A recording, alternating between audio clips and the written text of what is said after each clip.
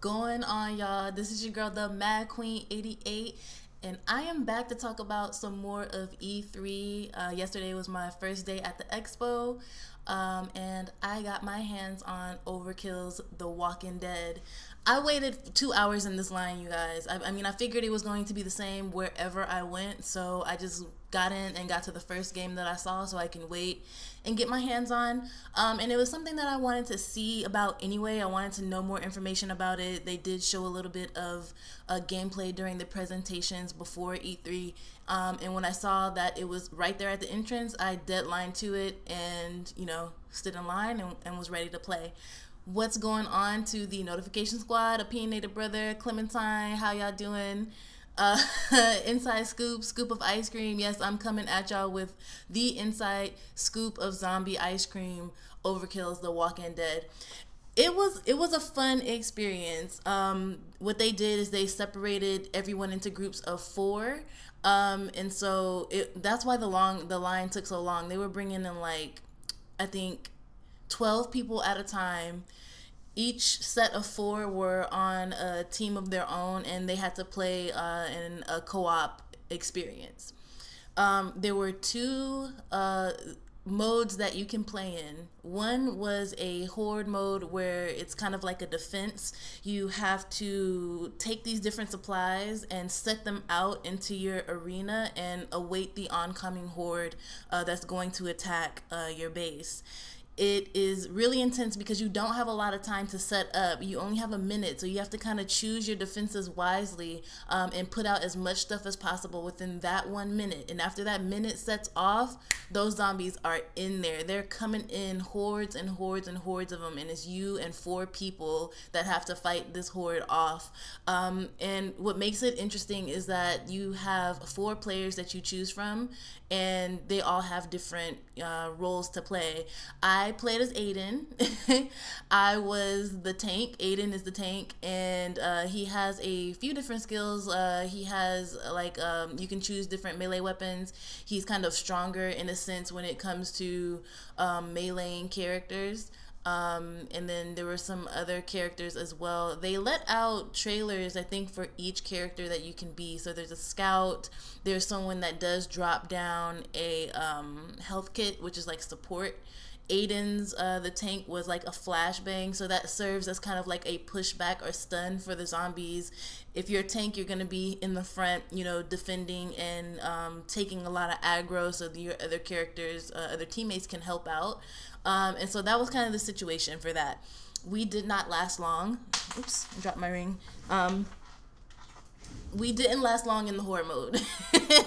it was really intense. It's really fast. What I can relate this mode to is kind of when you're on the defense side for Rainbow Six Siege. You know how each character has their role, depending on who you choose in Rainbow Six Siege, and then you can put up different defenses. Like you could put down barbed wire, you can put up a little barricade, and that's exactly how this was. You had to choose from a group of materials where you can either put down barbed wire, you can put down up a barricade, you can set tanks of gas that can be shot and set on fire, and things like that. So the horror mode was very quick, very intense, and it was a lot of fun. I mean, it's definitely a co-op experience that I think if you enjoy something like Rainbow Six Siege, or if you enjoy Left 4 Dead, you would have fun with that type of experience. So that was the horde mode.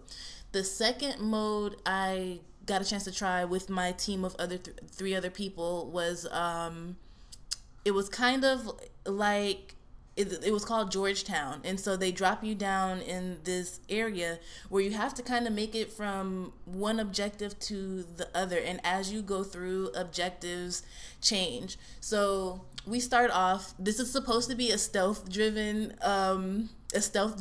level, and my teammates were not in the least trying to do stuff. They were running in and making a lot of noise, and the developers were there, letting us know that, hey, noise is is an issue. It seems like a lot of zombie games are going in that direction, basically saying that the noise you make matters.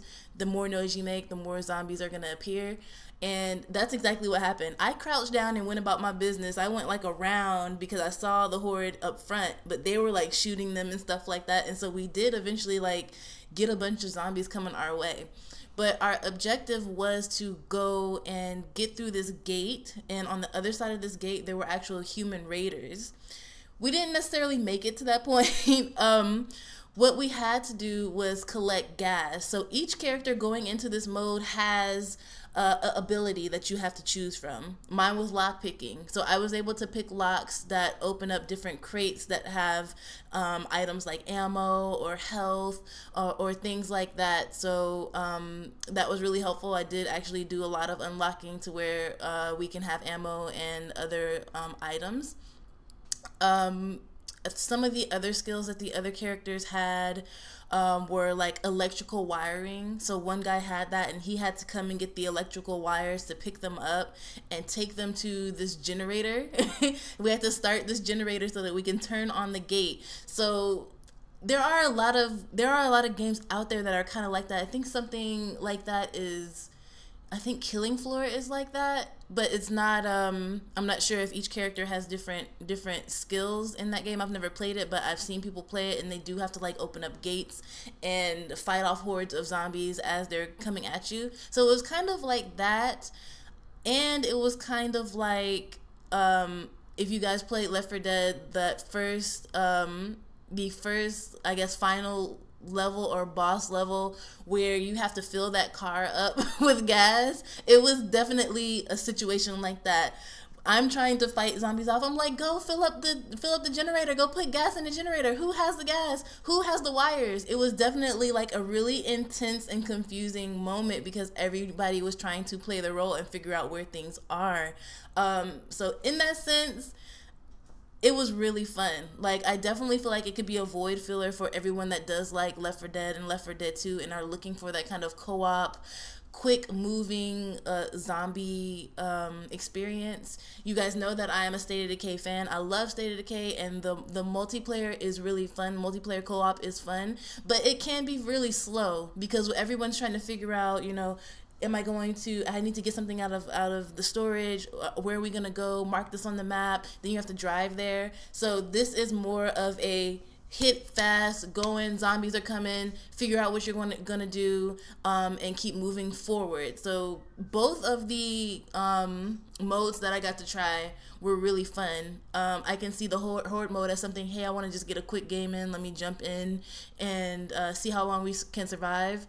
And the more linear objective based mode is something, hey, let's really sit down and figure out what we're gonna do. Okay, I'm going to have wire cutting, you're gonna have lock picking, someone else is gonna have this skill, and you have to really plan it out so you can make it as far as you can.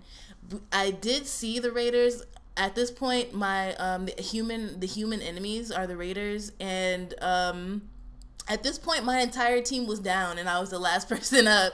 So I made it to this area with the raiders. I didn't have any ammo, so I just pretty much just rushed in and tried to kill as many as possible with my machete.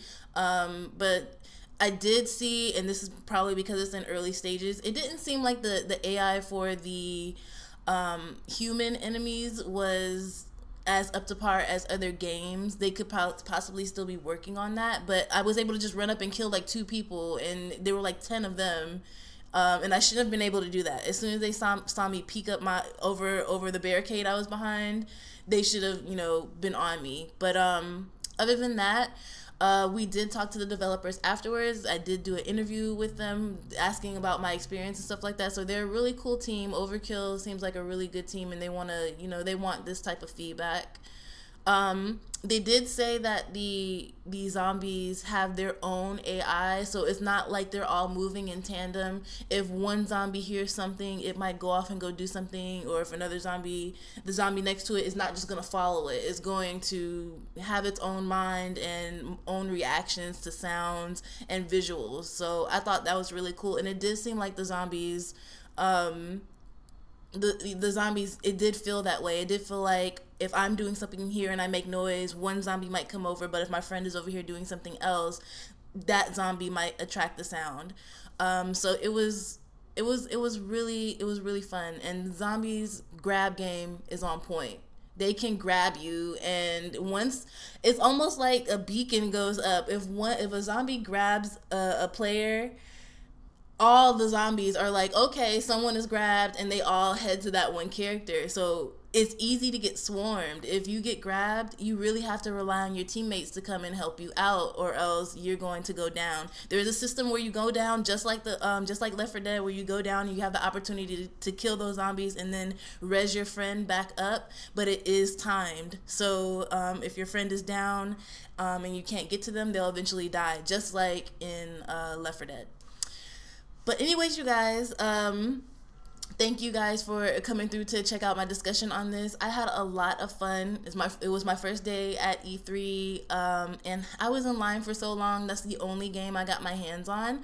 But today I'm going to try to get my hands on a few things. I'm hoping to get in line for Tomb Raider, possibly Kingdom Hearts, and head over to Bethesda to see if they have gameplay of Fallout 76. I'm not sure if they do.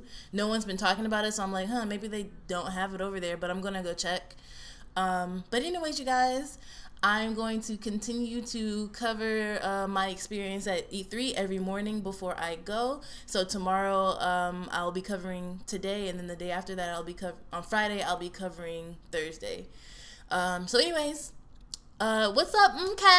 Hey girl. Yeah, no problem. I really want to, anything I get my hands on, I'm definitely going to drop right here. And so far, I was a little skeptical, but I can see how this game, OVerkill's The Walking Dead, could be a really fun one. And I don't have a lot of experience with OVerkill. I've never played any of the paydays. But just speaking with people in line that have, they say that they really drop a lot of content for their game, so I'm sure there will be all types of updates and stuff like that associated with OVerkill's The Walking Dead. So I don't know, we'll see. But so far I am interested. But anyways, I'm gonna get up out of here. I'm gonna head back out to E3 and see what I can get my hands on today. So anyway, I am your girl, the Mad Queen 88. Be sure to follow me on Twitter at the Mad Queen 88, because I am dropping pictures of my experiences at E3 throughout the day. So yeah, be sure to check me out there. All right, peace.